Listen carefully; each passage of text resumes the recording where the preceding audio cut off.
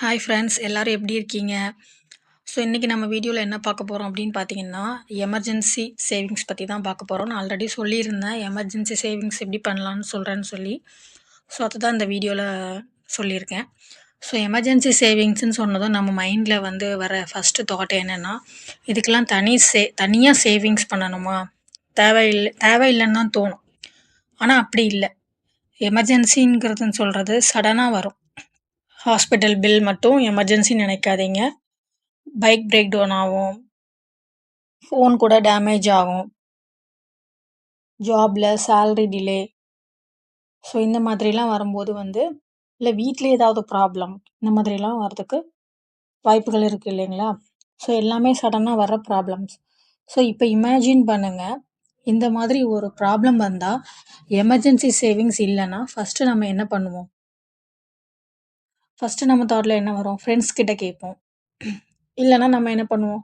ஒரு லோன் வாங்கலாம். ஆப்பில் லோன் வாங்கலாம். இல்லைன்னா பக்கத்தில் ஏதாவது ஒரு பேங்க்ல லோன் வாங்கலாம். இந்த மாதிரி நமக்கு தோணும். இல்லைன்னா கிரெடிட் கார்டு இருந்துச்சுன்னா, கிரெடிட் கார்டில் நம்ம இது பண்ணிக்கலாம். இல்லைன்னா ரிலேட்டிவ்ஸ் கிட்ட வாங்கிக்கலாம். இந்த மாதிரி திங்கிங்லாம் வரும். ஸோ இந்த மாதிரி திங்கிங்கில் வந்து நமக்கு ப்ராப்ளம் சால்வ் ஆகும்.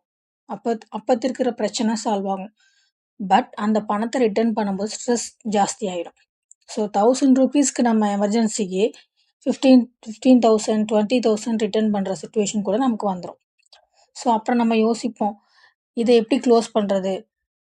அப்போ தான் நமக்கு தெரியும் எமர்ஜென்சி சேவிங்ஸோட இம்பார்ட்டன்ஸு. அது வரைக்கும் நமக்கு தெரியறதும் இல்லை. ஸோ இன்னொரு ப்ராப்ளம் என்னென்னா, மெயினாக சொல்லணும் அப்படின்னா, மந்த்லி பட்ஜெட் நம்ம வந்து போடுவோம் இல்லைங்களா? ஸோ மந்த்லி இந்த மாதிரி திங்ஸ் எல்லாம் வாங்க போகிறோம். ரெண்ட்டு, இஎம்ஐ, மித்த வீட்டில் வாங்க போகிற திங்ஸ் எல்லாமே நம்ம கால்குலேட் பண்ணி நம்ம வாங்குவோம். ஸோ அந்த மாதிரி இருக்கும்போது, இந்த மாதிரி ஒரு எமர்ஜென்சின்னு வரும்போது 2, 3 மாதத்துக்கு மந்த்லி நம்ம சேவிங்ஸில் வந்து நமக்கு ப்ராப்ளம் ஏற்படும். ஸோ அதில் ஷார்ட்டேஜ் ஆகும். ஸோ இந்த மாதிரி சிச்சுவேஷனில் நம்ம என்ன பண்ணுவோம்? சில டைமில் இது ஸ்பாயில் ஆகுதுன்னு சொல்லி கோல்டு லோன் கூட வாங்குவோம், செல் பண்ணுவோம். இந்த மாதிரிலாம் ப்ராப்ளம்ஸ் வந்துடும். ஸோ இப்போ ஆப்போசிட்டாக இமேஜின் பண்ணணும். எமர்ஜென்சி சேவிங்ஸ் இருக்குது, ப்ராப்ளம் வரும். ஆனால் பயம் இல்லை. டிசிஷன் வந்து காமாக எடுக்கலாம். லோன் அவாய்ட் பண்ணலாம். எமர்ஜென்சி சேவிங்ஸ் எவ்வளோன்னு கேட்டால் சிம்பிளாக நான் சொல்கிறேன், இவ்வளோ மணி சேவ் பண்ணலாம் அப்படின்னு சொல்லி. ஸோ அதுக்கும் வந்து ரொம்ப அமௌண்ட் சேவ் பண்ணணும் அப்படிங்கிற அவசியமும் இல்லை. ஒரு 500, 1000 ருபீஸை நீங்கள் வந்து எமர்ஜென்சி அமௌண்ட்டாக சேவ் பண்ணலாம்.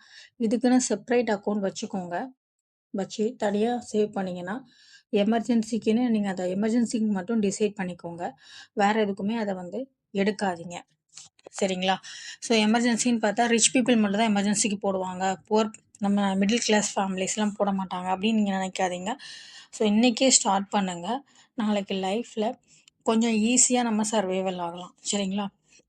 எமர்ஜென்சி எப்போ வரும்னு யாருக்குமே தெரியாது. ஆனால் வரும், அது மட்டும் ஷுர். ஸோ இப்போவே நீங்கள் வந்து சேவ் பண்ணிங்கன்னா நீங்கள் ஃப்யூச்சரில் ஹாப்பியாக இருக்கலாம்.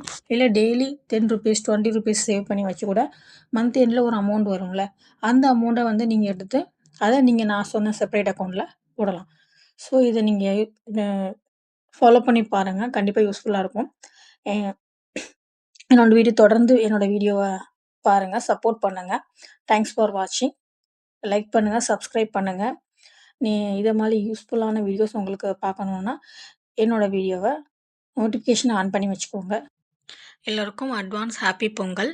எல்லோரும் பொங்கல் நல்லபடியாக செலிப்ரேட் பண்ணுங்கள். நெக்ஸ்ட் வீடியோவில் மீட் பண்ணலாம். பாய்.